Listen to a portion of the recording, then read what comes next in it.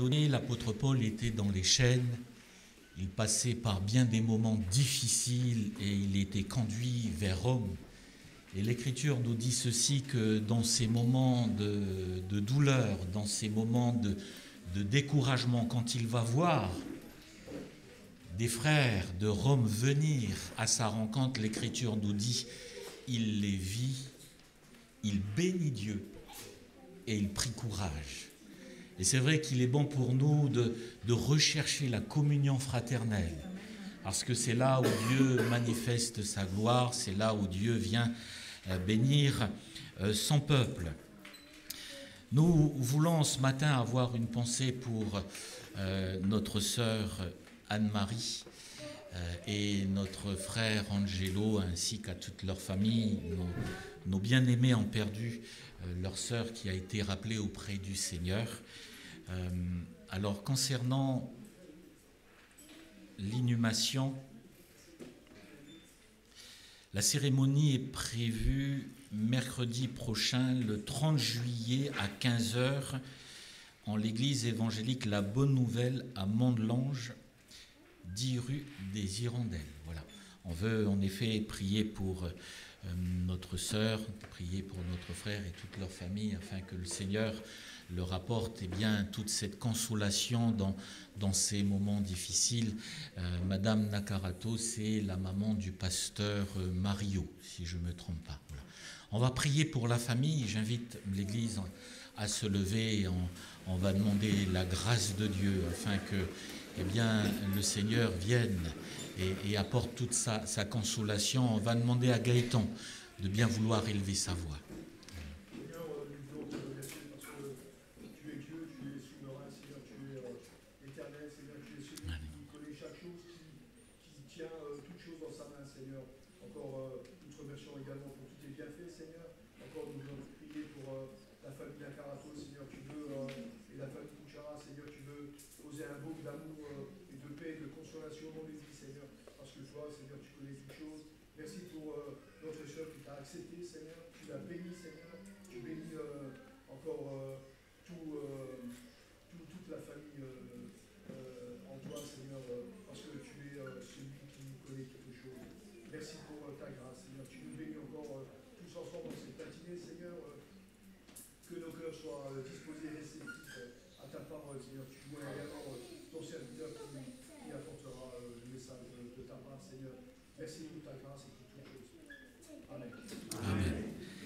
Béni soit le Seigneur, vous pouvez reprendre vos places. Nous abordons actuellement le thème des paraboles dans les évangiles et nous avons déjà abordé la parabole des talents. Nous allons voir aujourd'hui le deuxième volet concernant cette parabole. Cette parabole est assez riche. Nous avons vu premièrement l'importance de faire fructifier les choses, les talents que le Seigneur nous a donnés. Et ce matin, toujours par rapport à cette parabole, le thème du message, c'est « Garde confiance ». Garde confiance dans le Seigneur, car Dieu a foi en toi. Alors je vous propose une lecture dans Matthieu au chapitre 25. Matthieu au chapitre 25, à partir du verset 13. Matthieu au chapitre 25, à partir du verset 13 jusqu'au verset 30, il est écrit « Veillez donc, puisque vous ne savez ni le jour ni l'heure, il en sera comme d'un homme qui, partant pour un voyage, appela ses serviteurs et leur remit ses biens. Il donna 5 talents à l'un, 2 à l'autre, et 1 au 3e, à chacun selon sa capacité, et il partit. Aussitôt, celui qui avait reçu les 5 talents s'en alla, les fit valoir, et il gagna 5 autres talents. De même, celui qui avait reçu les 2 talents en gagna 2 autres. Celui qui n'en avait reçu qu'un alla faire un creux dans la terre et cacha l'argent de son maître. Longtemps après, le maître de ses serviteurs revint et leur fit rendre compte. Celui qui avait reçu 5 talents s'approcha en apportant 5 autres talents et il dit « Seigneur, tu m'as remis 5 talents, voici, j'en ai gagné 5 autres. Son maître lui dit, c'est bien, bon, fidèle serviteur, tu as été fidèle en peu de choses, je te confierai beaucoup, entre dans la joie de ton maître. Celui qui avait reçu les 2 talents s'approcha aussi et il dit, Seigneur, tu m'as remis les 2 talents et voici j'en ai gagné 2 autres. Son maître lui dit, c'est bien, bon et fidèle serviteur, tu as été fidèle en peu de choses, je te confierai beaucoup, entre dans la joie de ton maître. Celui qui n'en avait reçu qu'un talent s'approcha ensuite et il dit, Seigneur, je savais que tu es un homme dur, qui moissonne où tu n'as pas semé et qui amasse où tu n'as pas vanné. J'ai eu peur. Je suis allé cacher ton talent dans la terre. Voici, prends ce qui est à toi. Son maître lui dit, serviteur méchant et paresseux, tu savais que je moissonne où je n'ai pas semé et que j'amasse où je n'ai pas vanné. Il te fallait donc remettre mon argent au banquier et à mon retour, j'aurais retiré ce qui est à moi avec un intérêt. Ôtez-lui donc le talent et donnez-le à celui qui a les 10 talents, car on donnera à celui qui a, et il sera dans l'abondance, mais à celui qui n'a pas, on ôtera même ce qu'il a. Et le serviteur inutile, jetez-le dans les ténèbres du dehors, où il y aura des pleurs et des grincements de dents. Amen. Béni soit le Seigneur. Lorsque nous abordons la parabole des talents, nous nous apercevons d'une chose, c'est qu'il y a des riches vérités qui sont exprimées au travers de cette parabole. L'importance des talents, de faire fructifier ces talents pour le Seigneur. Il est question aussi des capacités que Dieu donne à ses serviteurs. Il est question aussi de la gestion financière, parce que la parabole des talents traite aussi ce sujet. Mais le thème central de la parabole des talents, c'est la sanctification. Quand on regarde le contexte, Jésus enseigne sur l'eschatologie. Il enseigne sur les temps de la fin. Vous lisez dans Matthieu au chapitre 24, Jésus donne les signes des temps de la fin. Et ensuite, il va étayer, il va argumenter son enseignement avec la parabole des 10 vierges et la parabole des talents. Mais le thème ici, par rapport au temps de la fin, notez bien que c'est la sanctification. Pourquoi ? Parce qu'on le voit dans ce texte, Jésus dit bien concernant le serviteur inutile, jetez-le dehors, où il y aura des pleurs et des grincements de dents. Quand il est question de la parabole des 10 vierges juste avant, il est question ici de la nouvelle naissance. Il est question ici de cette relation profonde avec Dieu. Parce que concernant les vierges folles, l'Écriture nous dit ceci, qu'il va manquer de l'huile. Et notez ce que le maître va dire.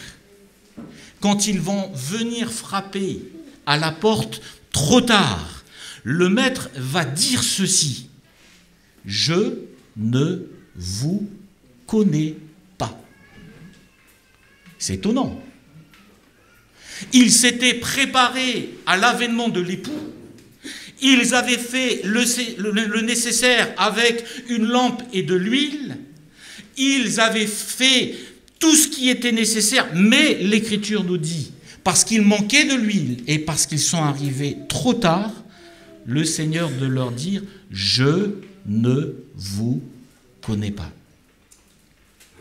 Or, quand on parle du salut, or, quand on parle de la nouvelle naissance du royaume de Dieu, nous l'avons entendu tout à l'heure, dans l'une des prières, concernant le Seigneur Jésus, Jésus dit ceci, « Je connais mes brebis et je les appelle par leur nom.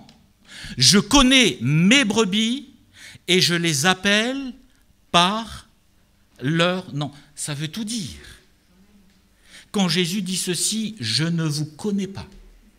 Et pour que nous devenions ces brebis, nous ne pouvons pas faire autrement que de vivre d'une part la repentance et d'autre part la conversion. C'est le thème qu'abordent les frères prédicateurs concernant le salut. Nous ne pouvons pas passer à côté de la repentance et de la conversion. On peut avoir tous les signes, on peut prier, on peut venir à l'église, on peut effectivement lire la Bible, on peut la connaître même par cœur, on peut même l'étudier. Mais s'il n'y a pas la nouvelle naissance, nous sommes perdus. Le Seigneur ne nous connaît pas. Nicodème, lorsqu'il vient à Jésus, il vient avec sa position de docteur de la loi. Et il dit à Jésus, je sais que tu es un homme de Dieu, un docteur venu de Dieu.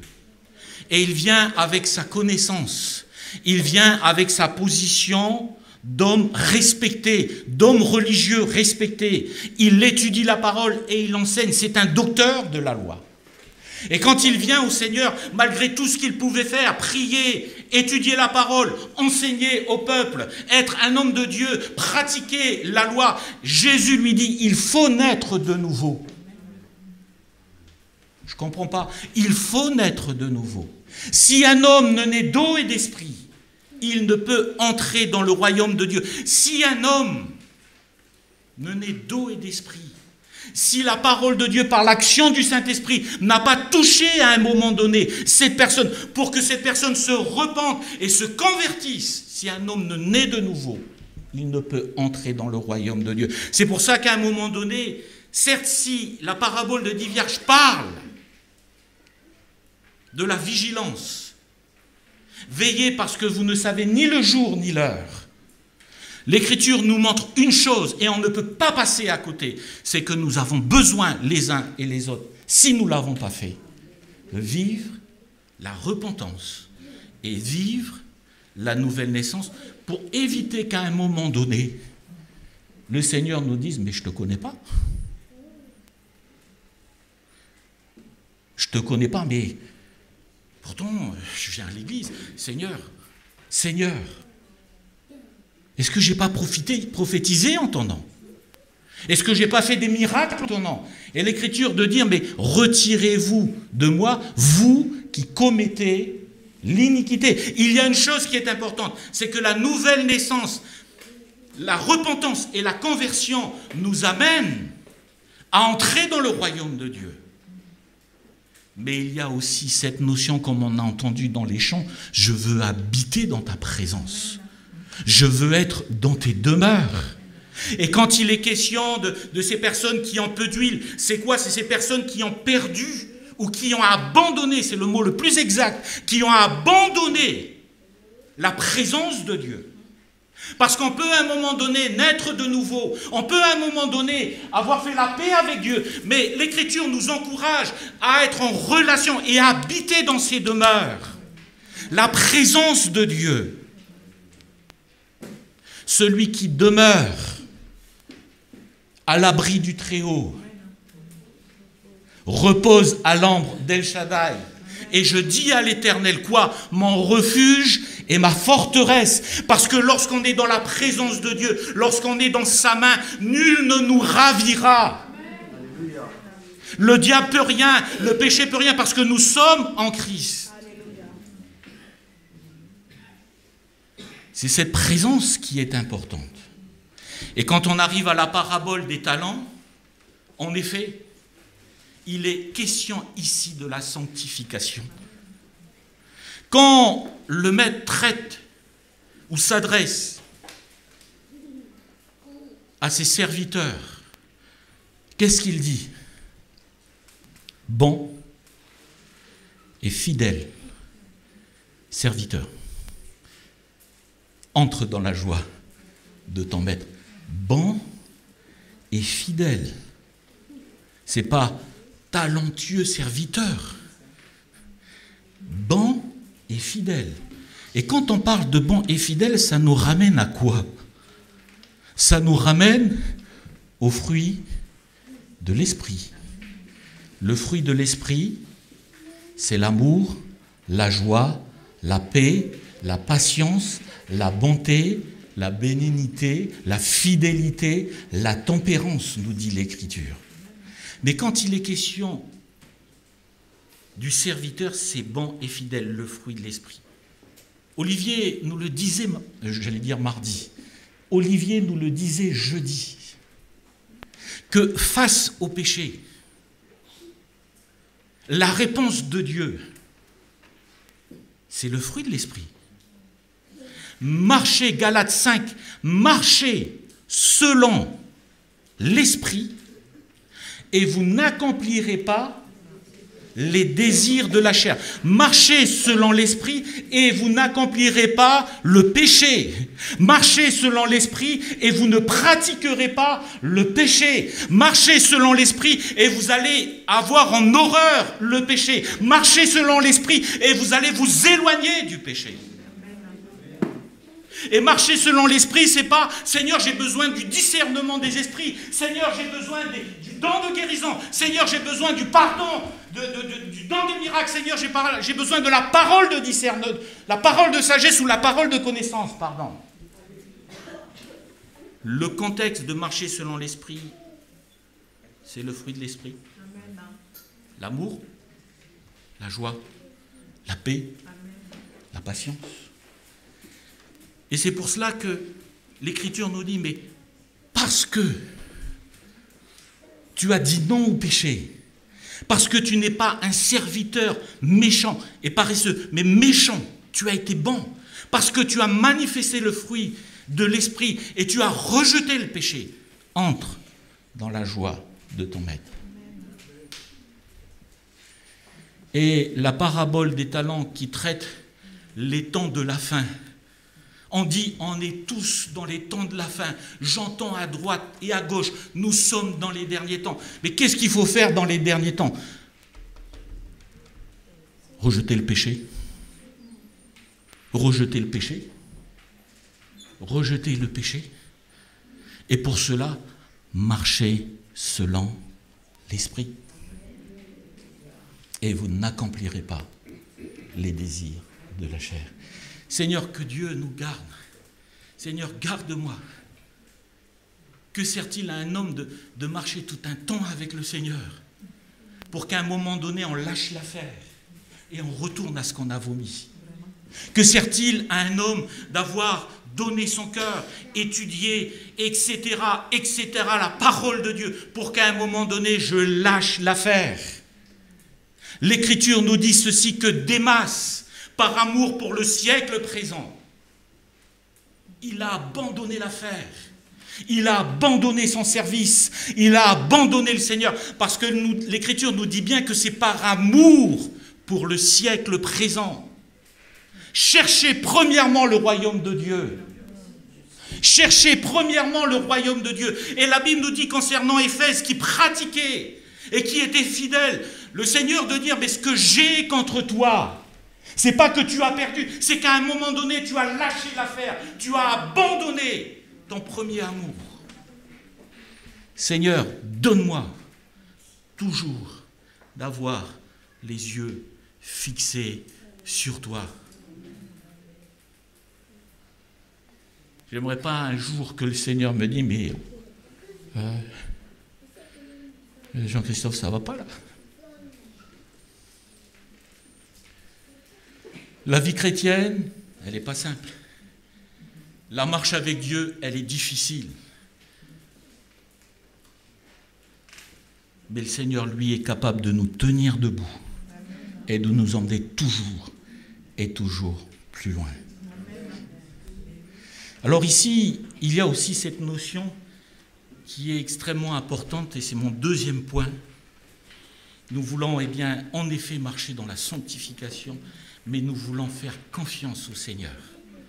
Parce que c'est assez étonnant de voir ce Dieu si grand, si puissant. La Bible nous dit ceci, que le ciel est son trône et la terre, c'est son marchepied. L'Écriture nous dit que les cieux des cieux ne peuvent le contenir, tellement que notre Dieu est grand, est immense. Nous l'avons chanté tout à l'heure, tu es infiniment grand. Et de voir que Dieu, eh bien, nous fait confiance. Et c'est pour ça que nous avons besoin de faire aussi confiance au Seigneur. Parce que lorsque le Seigneur nous enrôle à son service, et on le voit ici, on a toujours l'impression que c'est au-dessus de nous. Et que nous sommes incapables d'accomplir les projets, les œuvres, la volonté de Dieu et entrer dans la destinée que le Seigneur a prévue pour chacun d'entre nous. Ce n'est pas toujours évident. Mais le Seigneur, lui, nous fait confiance. Il est dit ici que le maître confie 1 talent, confie 2 talents et confie 5 talents. Et on l'a dit la dernière fois, c'est énormément d'argent. Il confie et il fait confiance. Je vous laisse le soin de gérer ses finances. Mais l'Écriture nous dit ceci, que le serviteur méchant et paresseux va se sentir incapable. Et notez ce qu'il dit. Il dit « j'ai eu peur ». Et souvent, la peur nous empêche d'entrer dans les plans du Seigneur. L'Écriture nous dit ceci, et Dieu dit, il s'adresse au peuple d'Israël, mais cela est aussi pour nous, et je le prends à titre individuel. Des versets comme ça, vaut mieux le prendre à titre individuel, hein, car je connais les projets que j'ai formulés sur toi. Alléluia, c'est pour moi ça. Projet de paix, non de malheur. J'ai pour toi un avenir et une espérance. Ça, c'est la volonté de Dieu pour nos vies. Et quand on est souvent face à ce que Dieu veut pour nous, on se sent comme ce serviteur dans l'incapacité d'accomplir. J'ai eu peur. Mes frères et sœurs, il y a beaucoup de choses qui peuvent nous amener à avoir peur. C'est pour ça que Paul dit à un moment donné à Timothée, mais tu n'as pas reçu un esprit de timidité. Il y a des choses qui nous empêchent. Regardez le peuple d'Israël. Dieu délivre Israël du joug de l'Égypte. C'est extraordinaire. À un moment donné, Dieu met le doigt et il dit maintenant mes enfants ils partent. Et c'est ce qui s'est passé. Ils arrivent, la destinée, c'est ils arrivent au pays de Canaan. C'est le pays promis que j'ai promis à Abraham. Maintenant, c'est pour vous. Ils sont face à ce magnifique pays. Mais l'Écriture nous dit qu'il faut conquérir ce pays. Le Seigneur donne, mais il faut conquérir. Et quand ils sont dans ce contexte, le contexte les amène à avoir peur.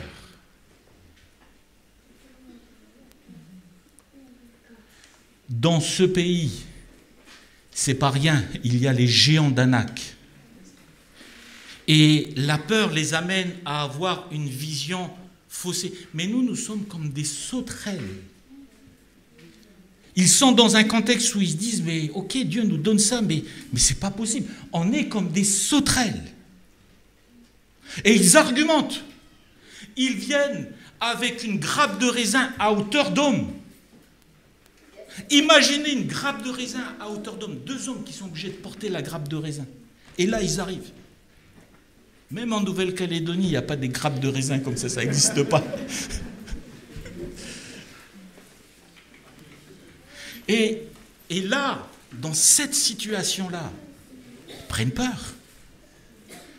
Et à cause de ce contexte, qu'est-ce qui se passe? À cause de ce contexte-là, ils n'entrent pas dans la terre promise. à part Josué et Caleb. Parce qu'ils étaient dans cette perspective de dire, oui, c'est difficile, mais le Seigneur nous a donné ce pays. Oui, il y a des géants d'Anak,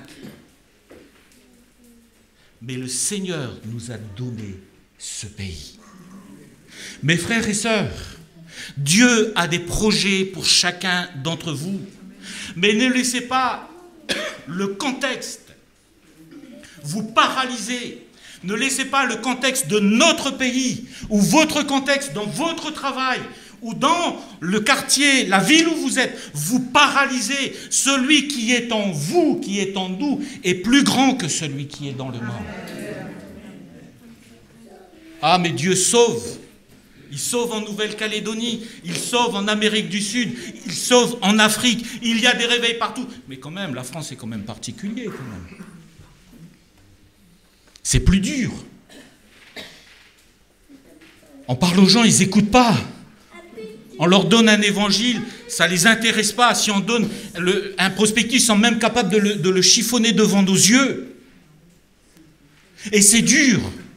Combien de temps j'ai parlé à telle personne? Mais c'est dur. Rien n'est impossible au Seigneur.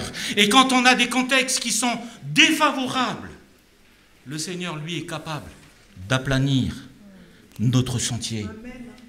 Il est capable d'ouvrir des portes. Seigneur, mon travail est difficile.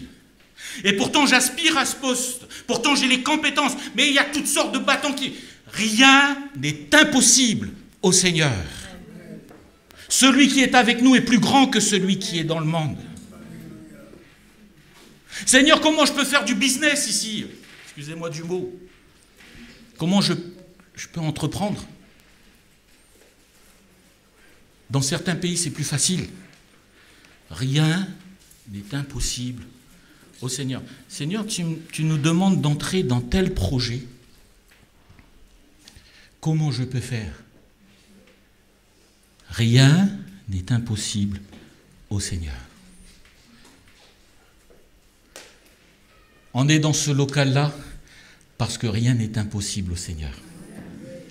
Parce qu'à un moment donné, vous êtes levé avec la foi que le Seigneur a mis dans votre cœur en disant, ce local, le Seigneur va nous le donner. Et on veut aussi avoir cette perspective de dire, Seigneur, tu as encore de grandes choses pour nous. Dieu n'a pas fini avec l'église de Thionville. Dieu n'a pas dit, ok, c'est bon, vous êtes arrivés à ce terme. Dieu n'a pas fini avec nous, avec vous, avec cette ville. Mais Seigneur, si le contexte est difficile, je sais que rien ne t'est impossible. Il y a parfois des contextes qui nous amènent à baisser les bras, mais le Seigneur nous demande d'aller au-delà de cela. Il y a aussi, lorsqu'on marche avec le Seigneur, ce n'est pas un contexte, c'est des personnes qui sont là. Ces géants, ces tueurs de projets, ces tueurs de rêves, ce tueur de destinée, ils sont là. Le petit Joseph, il était pour rien, il n'a rien demandé, lui. On est bien d'accord, hein? Il n'a rien demandé. Il n'est pas venu à Dieu en disant, Seigneur, j'ai besoin que tu me donnes la sagesse, juste la sagesse pour diriger ton peuple. Non, c'est un gamin, il n'a rien demandé. Et le Seigneur vient à lui. Et il donne un songe.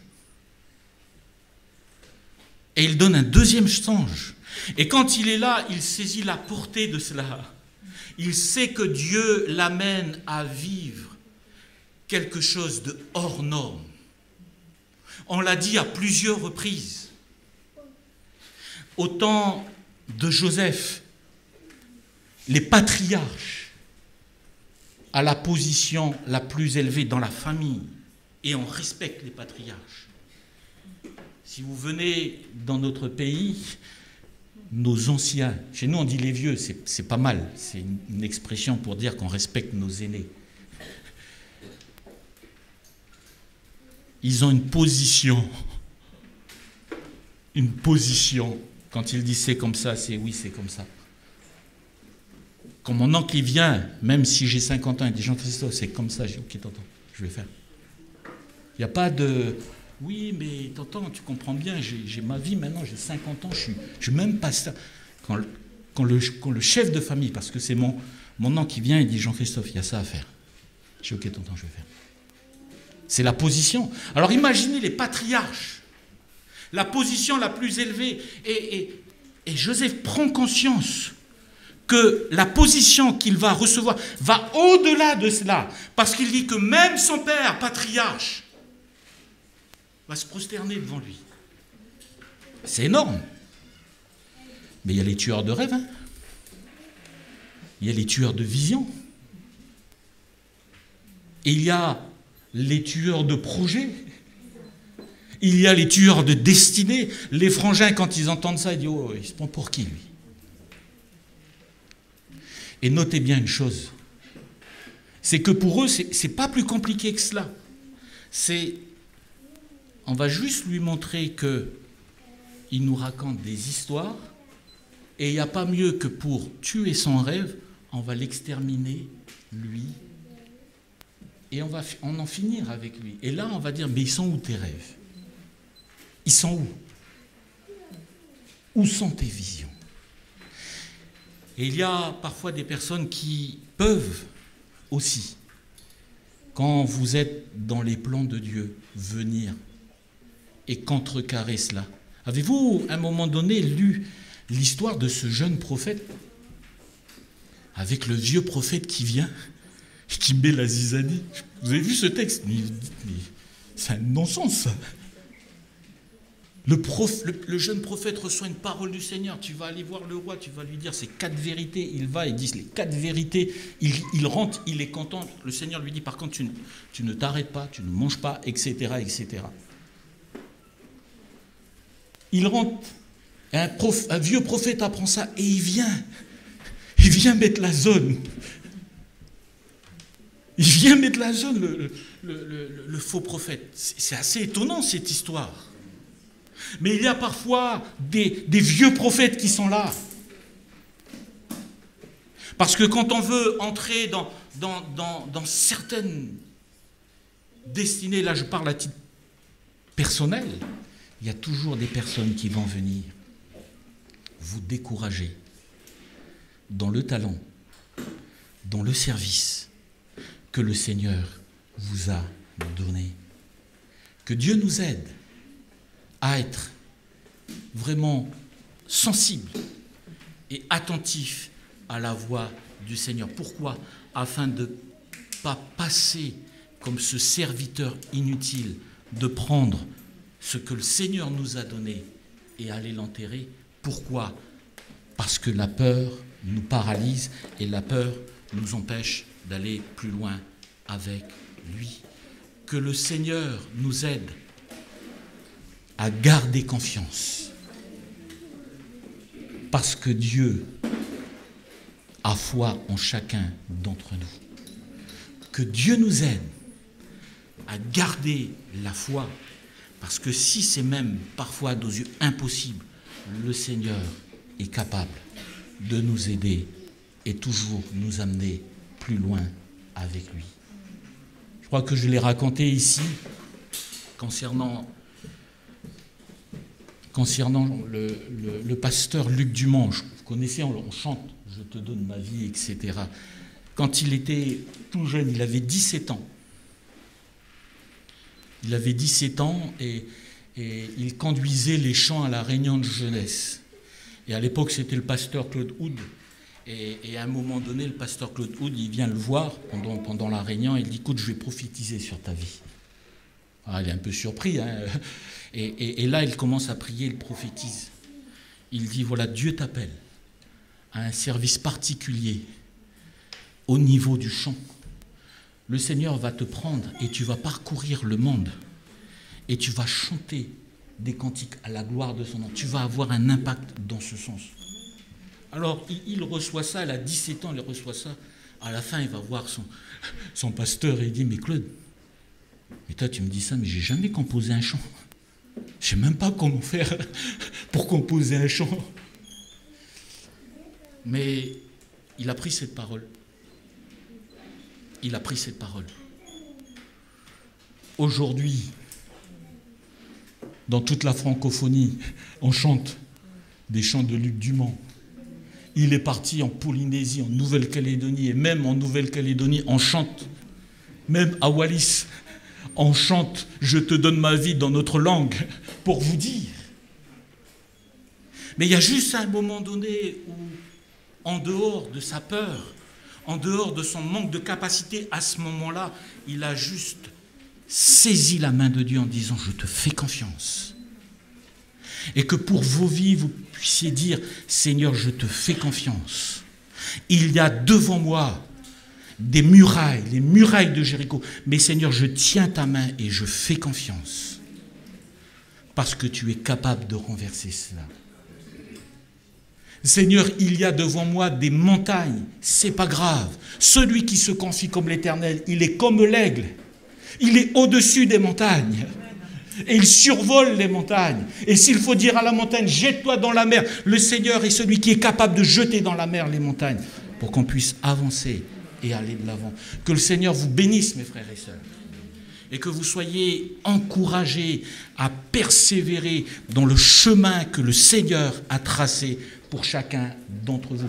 On est tous différents. Un talent à l'un, 2 à l'autre, 5 à l'autre. On est tous différents. On n'a pas le même chemin. Mais dans le chemin que le Seigneur nous a donné, soyons fermes. Ne lâchons pas la main du Seigneur, mais continuons à persévérer. On va prier le Seigneur. Te disons merci Seigneur, parce que tu es un Dieu grand, un Dieu puissant. Un jour tu as su toucher nos cœurs. Et c'est toi qui nous as sauvés. Quel privilège pour nous d'être appelés enfants de Dieu. Te bénissons Seigneur, parce que tu nous as aussi appelés à te servir. Et nous voulons toujours nous approcher de toi avec un cœur humble. Toujours, Seigneur, réalisant que tu as des projets pour nous et tes plans sont les plans les meilleurs pour nos vies. Seigneur, bénis ton Église. Tu vois peut-être les combats des uns et des autres. Tu vois parfois cette situation où on fait du surplace. Seigneur, nous voulons prendre courage et nous voulons garder les yeux fixés sur toi.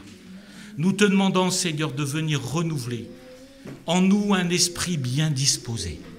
Te demandons, Seigneur, de renouveler en nous ce zèle, cette ferveur, cette ardeur. Nous te demandons, Seigneur, de venir visiter ton peuple.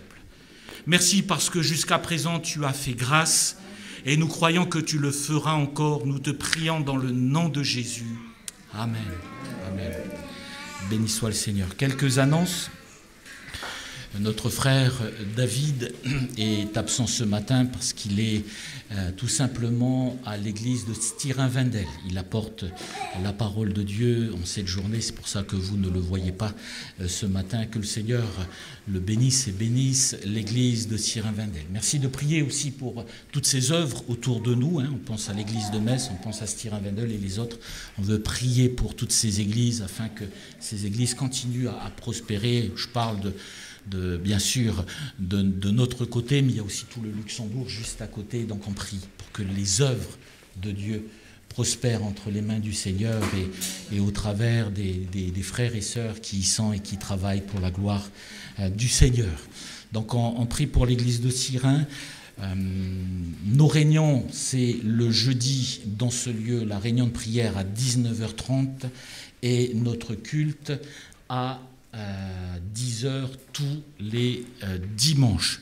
Je rappelle que le mois de septembre sera un mois chargé, donc l'occasion de pouvoir envoyer sur le WhatsApp les différents sujets. Nous aurons notre assemblée générale de l'AGEF.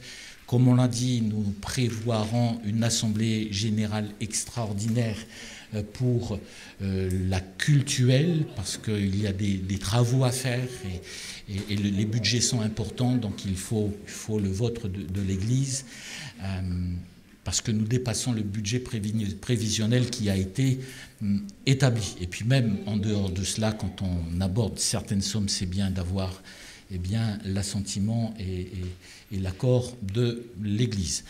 Donc nous aurons le 21 septembre le service de baptême avec le pasteur Paul Ouadou de Charleville-Mézières. Nous avons 4 candidates au baptême.